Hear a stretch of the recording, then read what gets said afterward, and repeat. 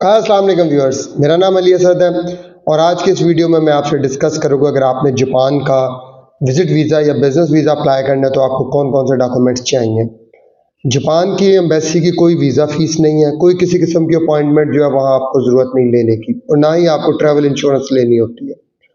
Japan کے حوالے سے بہت ساری رومرز پچھلے دنوں بہت سارے جو ویزا کنسلٹنٹس ہیں انہوں نے بھی ویڈیوز بنائی کہ اپوائنٹمنٹ سٹارٹ ہونے جا رہی ہے، لیکن ایسی کوئی بات نہیں۔ میں نے پہلے بھی اس پہ ویڈیو بنا کے آپ لوگوں کو آگاہ کیا تھا کہ ایسا ابھی تک کوئی جاپان کی جو ایمبیسی ہے اس نے کوئی انسٹرکشنز نہیں تھی، بلکہ کچھ تو میرے دوست ہیں ان کی میں ویڈیو دیکھ رہا ہوں کہ انہوں نے اپنی ویب سائٹ پر ڈال دی ہے۔ چلیں خیر، یہ تو ان کے بزنس ٹیکٹس ہیں، میں ایکسپوز کرتا رہتا ہوں آپ لوگوں کے سامنے کہ ان جیسے لوگوں سے بچیں۔ اور یہ جس قسم کے روز ان کے ویزاز لگ کے آ رہے ہوتے ہیں وہ کاغذ پہ بھی مجھے بڑے ڈاؤٹ ہیں، کیونکہ وہ صرف ایک جھلک اور وہ بھی ساری بلر کر کے آ رہی ہوتی ہے۔ ٹھیک ہے، وہ کانفیڈینشیلٹی رکھنا ہمارا کام ہے، لیکن مجھے ڈاؤٹس ہیں۔ چلیں خیر، واپس آتے ہیں ہم اپنے ٹاپک کی طرف۔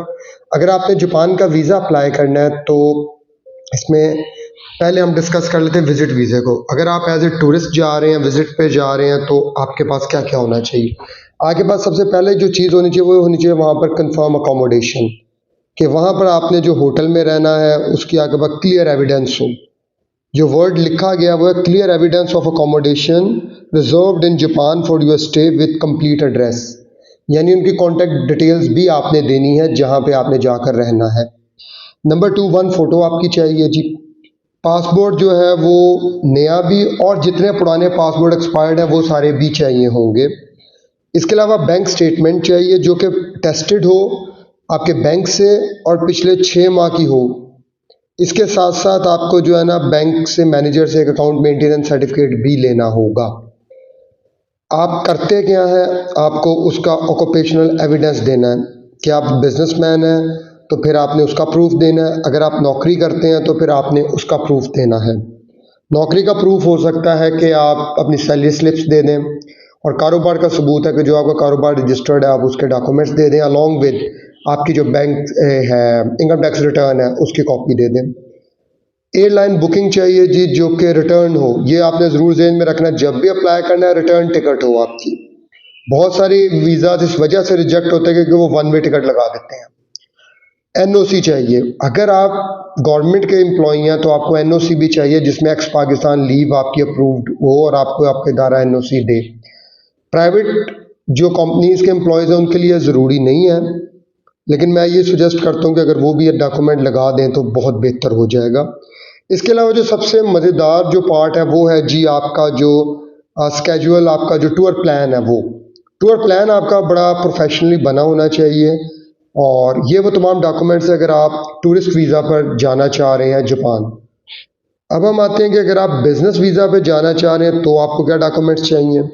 سب سے پہلے آپ کو جو گرنٹر ہے آپ کا وہاں سے، یعنی جو آپ کو وہاں سے انوائٹ کرے، کیونکہ جو بزنس ریلیشن ہوتا ہے وہ ہمیشہ آپ کا کسی وہاں کی آرگنائزیشن کے ساتھ آپ آلریڈی بزنس آپ کے جو چل رہے ہیں، ریلیشنز ہیں، تو وہ سب سے پہلے آپ کو لیٹر آف گارنٹی دے گا جسے Annex 1 بھی کہا جاتا ہے، جو کہ سائن اور سیلڈ ہوگا اس کمپنی کا جو آپ کو بلا رہی ہے، یعنی وہ آپ کی گارنٹی لے رہی ہے۔ نمبر 2 ہوگا letter of reason for invitation, اسے Annex 2، کہ آپ کو وہ کیوں بلا رہے ہیں اس کی وہ ریزن دیں گے، اور یہ بھی اگین سائن اینڈ اسٹیمپ ہوگا۔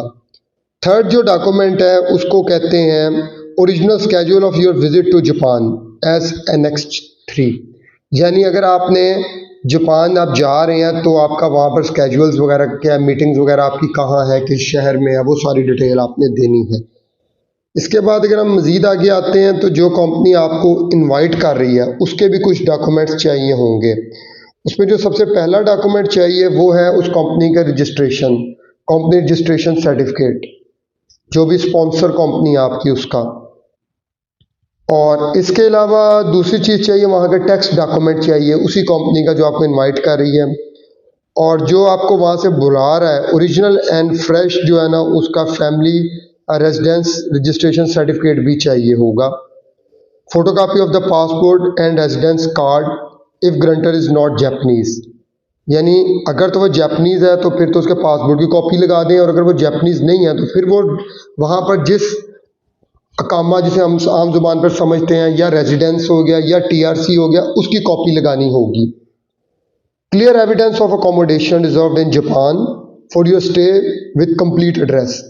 जैसे विजिट वीज़े में भी ये रिक्वायरमेंट थी, यहाँ भी है कि आपने अगर होटल में रहना है तो होटल की तमाम डिटेल्स और कंफर्मेशन ऑफ द बुकिंग देनी है। किसी जो आपका स्पॉन्सर है उसके पास रहना है तो फिर उसकी सारी डिटेल आपने देनी है। इसके बाद आपको चाहिए जी उनसे एक जो है ना original fresh and updated income certificate of sponsor company in Japan. जो कंपनी आपको बुला रही है वो फाइनेंशियली वो कितनी स्ट्रॉन्ग है। एक फ़ोटोग्राफ जैसे मैंने पहले कहा वो आपके लिए चाहिए और लाइट बैकग्राउंड हो, प्रेफर करें कि वाइट हो जाए, ज़्यादा बेहतर है। पासपोर्ट आपका चाहिए और जितने पुराने पासपोर्ट है वो भी, CNSC भी चाहिए आपका ओरिजिनल और कॉपी। इसके अलावा आपको जो है ना पार्टनर्स लेटर चाहिए, एक original letter signed by all partners of the firm, जो वो बुला रहे हैं आपको या आपकी अपनी फर्म। तो ये बुलाने वालों के ऊपर हमने बात कर ली, ये अब आपकी फर्म में अगर पार्टनर्स हैं तो उनके। चैम्बर्स रिकमेंडेशन लेटर आपका जी चाहिए। बैंक डॉक्यूमेंट चाहिए आपका, 6 माह का जो है बैंक स्टेटमेंट चाहिए और साथ आपका जो लेटर है कि आपका अकाउंट मेंटेनेंस सर्टिफिकेट भी जिसे कहा जाता है। इसके अलावा आपका ऑक्यूपेशनल एविडेंस यानी पाकिस्तान में जो आपकी ऑर्गेनाइजेशन रजिस्टर्ड है उसके सबूत चाहिए। एयरलाइन बुकिंग आपको चाहिए कि आपका जो है जो रिटर्न टिकट है वो आपकी ज़रूर होनी चाहिए, वन वे ना हो। मैं अगेन आपसे रिक्वेस्ट कर रहा हूँ। इसके अलावा आपका जो एविडेंस चाहिए कि आप दोनों जो कंपनीज हैं जो आपको बुला रही है, आपका और उसके दरमियान क्या रिलेशन है। यानी फॉर एग्जांपल अगर आप यहाँ पे इम्पोर्टर हैं, वो वहाँ से एक्सपोर्ट कर रहे हैं, तो आपके दरमियान जो कॉरस्पॉन्डेंस हुई है, जो कॉन्ट्रैक्ट साइन हुआ है, जो आपने उनसे चीज़ें खरीदी हैं, ये तमाम डॉक्यूमेंट्स भी आपने साथ देने हैं एज ए एविडेंस। इसके अलावा जापान एम्बेसी जो है वो ये कहती है कि applicants are required to come to the embassy in person, यानी जिसने वीज़ा जमा करवाना है वो इन पर्सन है, कोई अपॉइंटमेंट नहीं होती, फर्स्ट कम फर्स्ट सर्व है। और आमतौर पर जो मेरी इन्फॉर्मेशन उसके मुताबिक 20 से 25 जो है ना 25 के करीब डेली बेसिस पर केस लिए जाते हैं टूरिस्ट वीज़ा के, विजिट वीज़ा भी कह लें आप, और बिजनेस वीज़ा के कुछ 30 के करीब। तो इसीलिए आप कोशिश करें, लोग सुबह सुबह अर्ली मॉर्निंग, बल्कि कुछ मैंने वीडियोस देखी हैं वो रात को जाके वहाँ पे लाइनों में खड़े हो जाते हैं, क्योंकि जापान एम्बेसी का और कोई प्रोसीजर नहीं। आप जाएंगे, लाइन में लगेंगे, जितनी उन्होंने लेने लेंगे, उसके बाद वालों को खुदा हाफिज, और आपको अगेन नेक्स्ट पे जाना पड़ेगा और फिर आपको उसी तरह लाइन में लगना है। तो एक तो ये चीज़ है। इसके अलावा वो कहते हैं कि the application with complete documents, जो इनकम्प्लीट डॉक्यूमेंट्स होंगे आपकी, अगर एप्लीकेशन है उसमें डॉक्यूमेंट सारे नहीं लगे तो वो आपको वापस दे देंगे, आपकी एप्लीकेशन ही जमा नहीं करेंगे। तो लिहाजा जाने से पहले आप ये देख लें कि आपकी एप्लीकेशन के साथ जो रिक्वायर्ड डॉक्यूमेंट्स हैं वो मौजूद हैं। कोई भी एप्लीकेशन जो फॉर्म है उसका एक भी जो कॉलम है वो ब्लैंक ना हो, उस तमाम में आपने इंफॉर्मेशन अच्छी तरह पुट करनी है। आमतौर पर जो एम्बेसी का जो वीज़ा एप्लीकेशन का जो सबमिशन टाइम है वो 9 से 11 है और मंडे से फ्राइडे है, जबकि आम तौर पर जो रिटर्न का है टाइम वो है 2:30 से 3:30 जब पासपोर्ट आपको वापस मिलता है। अच्छा जी, इसके अलावा वो फर्दर ये कहते हैं कि जो resident of Sindh and Balochistan है वो consulate general of Japan Karachi जाएंगे, वो इस्लामाबाद नहीं आएंगे। इसके अलावा जापान एम्बेसी जब रिजेक्ट करती है वीज़ा वो आपको रीज़न नहीं देती और आप 6 माह के बाद दोबारा अप्लाई कर सकते हैं।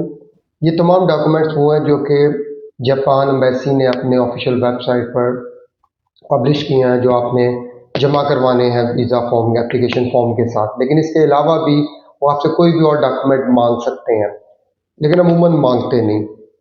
जापान के अगर आप बात करें एम्बेसी का, तो इस्लामाबाद में जो इनकी एम्बेसी है वो है 53-70 रमना 5 डिप्लोमेटिक इनक्लेव इस्लामाबाद। हाँ, लेकिन डिप्लोमेटिक इनक्लेव जाने के लिए आपको पता है मरी रोड के ऊपर गवर्नमेंट ने एक अपना बनाया हुआ है सेंटर, जहाँ से कि बसेस के ऊपर आप जाते हैं, तो आप डायरेक्टली एम्बेसी नहीं जा सकते, आप पहले उस सेंटर में जाएंगे, वहाँ से फिर आप आगे बसेस की सूरत में बसेस पर बैठ के आगे जाएंगे। और अगर हम बात करते हैं कराची में कॉन्सुलेट जनरल की, तो उसका एड्रेस है 9 Abdullah Haroon road, civil lines Karachi, Karachi city. इससे रिलेटेड अगर आप अपनी फ़ाइल तैयार करवाना चाह रहे हैं तो आप हमसे रब्ता कर सकते हैं, ऑफिस विज़िट कर सकते हैं, या आप मेरे यूट्यूब चैनल पर सारी इन्फॉर्मेशन मौजूद है।